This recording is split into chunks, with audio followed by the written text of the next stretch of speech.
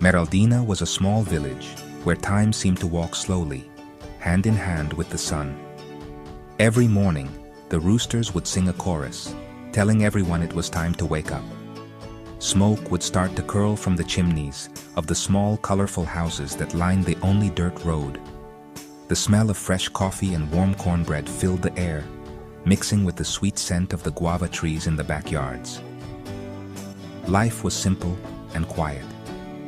The days followed a familiar rhythm, marked by the church bell ringing at noon and the children's laughter as they played in the central square after school. It was a place where everyone knew everyone, and secrets were as rare as a cold day in summer. The village was nestled in a gentle valley, surrounded by green hills on one side and a dense, dark forest on the other. This was the Floresta da Jaqueira, a place of mystery and respect.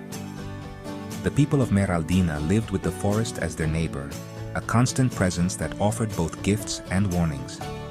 They gathered fruits and medicinal herbs from its edges, but knew better than to venture too deep, especially after dark.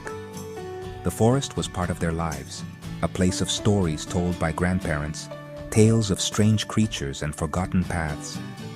The routine of the village was a safe harbor against the unknown that lived just beyond the trees. On this particular morning, the sun rose just as it always did, casting a golden light over the sleepy houses. The air was warm and slightly humid, promising another hot day ahead.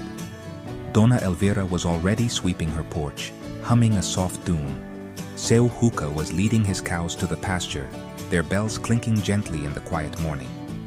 The children were getting ready for school, their voices a cheerful murmur that floated through open windows. Everything was in its proper place, following the unwritten rules of Meraldina's peaceful existence. No one could have guessed that this ordinary day was about to become the beginning of a strange and worrying mystery. One of the most beloved figures in this daily routine was Dodinha, a plump and friendly pig with floppy ears and a very clever snout. She wasn't just any pig, she was the village's collective pet.